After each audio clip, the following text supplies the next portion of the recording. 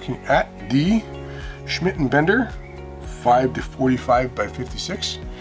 This is a 34 millimeter scope. It's a long name for a long scope. This is the longest scope in the series without a sunshade on, so quite long. Looks good, feels good. But we'll talk a lot more about that in the video. First thing we're going to do is we're going to take it to the range. We were at a 1600 meter or a 1 mile shoot, and we'll talk a lot more about that in the video. So, and we'll see how it performs there. So, let's get into it. All right, here we're looking through the Schmidt and Bender 5 to 45 by 56 PM2 high power with the big ass reticle. I like the way that it zooms all the way to 45 power, which is really cool for long range shooting. What we're looking at here is the gong that was at I believe that was at 930 yards. Meters, yeah, sorry. There's a little bit of a difference at 930 yards and meters. So I like the way the parallax is easy adjustable at 1,000 yards. I also like the way it feels, the parallax. And that's the thing with the Schmidt and Bender. It just feels high quality. It just feels really high quality. The way that it's all put together, the way that the eye relief is easy to find and easy to use, the way the box is nice and solid. I also like that there is a protective cap on the wind, so you don't accidentally hit the wind. It's also nice and crisp in the clicks. So overall, a really positive feel. And the Schmidt and Bender does like I like it. It has a more tactile click for every 10th click, which is in my mind really nice. It has 14 mils per revolution, which is decent. I mean, it's a little easier to calculate if it's 10 mils per revolution, but I always use mils anyway, so I always look at what I'm doing. And this way of clicking makes it a little more tactile, so even though you're not looking at it, you can still feel. That's 40, 50, 60, 70, 80, 90, 100. I like that. Some guys don't really like that, but I really enjoy it. The light, if I was to fraught anything on this scope, then the light would be one of the things that I would kind of say that would be nice to have something that was, ooh, there are people. Be nice to have something that was a little more powerful, and this is a totally fresh battery. So even at nighttime, that's a little dim. But thinking of the tactical use of a scope like this, it kind of makes sense that it's that dim, because at nighttime it sucks to have too much light. And everything on this scope, of course, is made out of metal. There's no plasticky ooey gooiness of this scope. The look and fit and finish of it is also really good.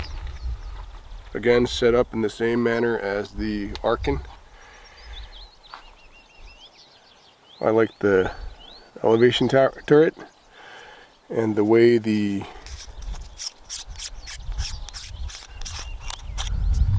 windage turret is protected by a cap. You could of course just take that cap off and leave it off, but I mean, on a windy day it's really nice to have fast adjustable windage turrets, but for everyday use it's not that necessary, but it's cool.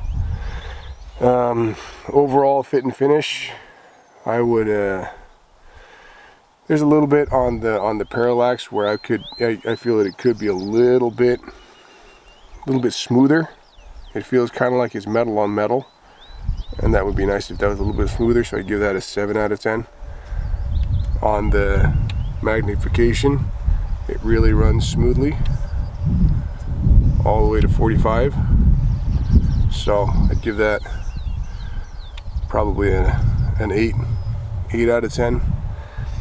The turrets, give those a 10 out of 10 for the feel and the way they click. I really like that. That's both the windage and the elevation. And I've also been running this scope together with the others for quite a long time.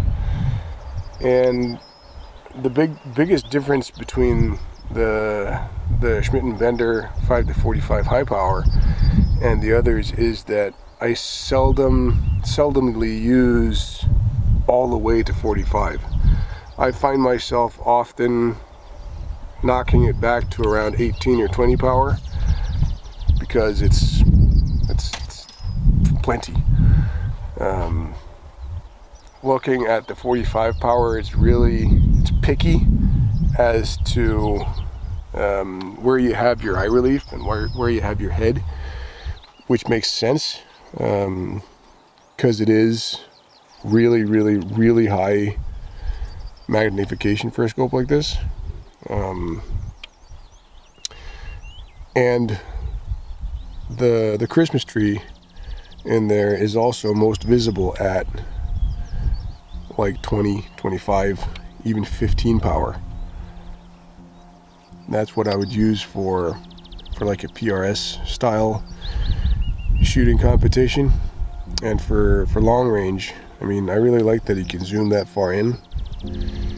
And on the Schmidt and Bender, they're the chromatic aberration through the camera lens.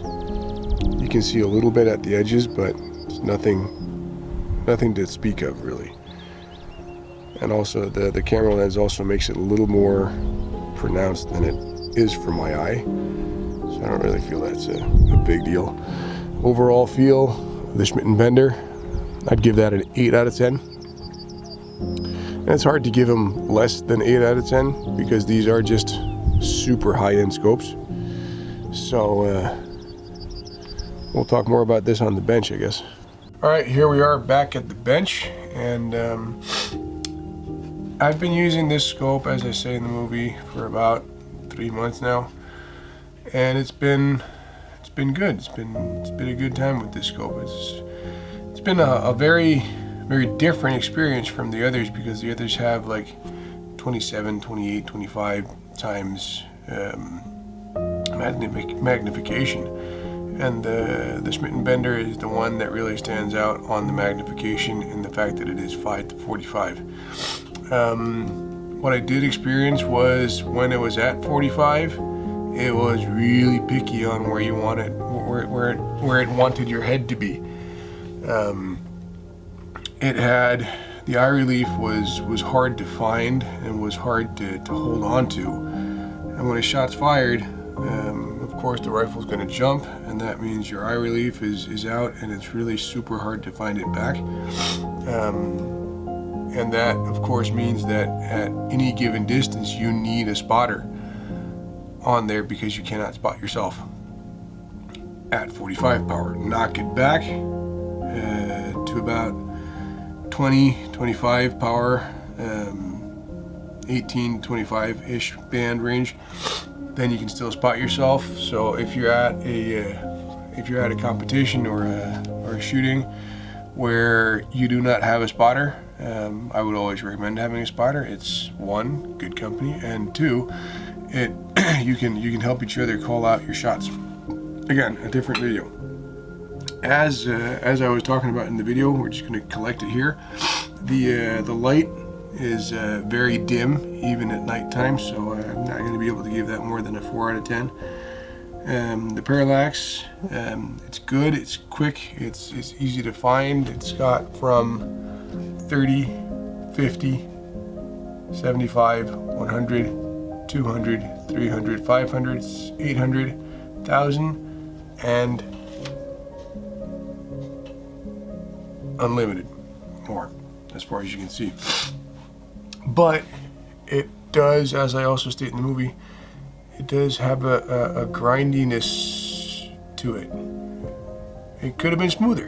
It could have been smoother. So I'm going to give that a 7 out of 10. The turrets,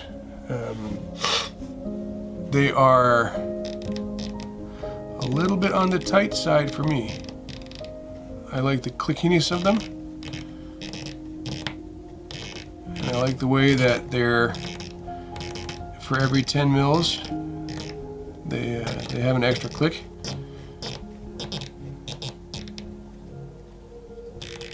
And also, this little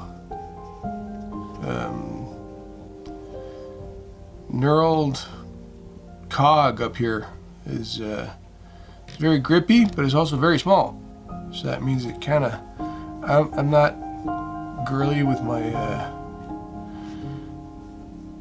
with my pain receptors, but it bites you. But then again, we are shooting, so.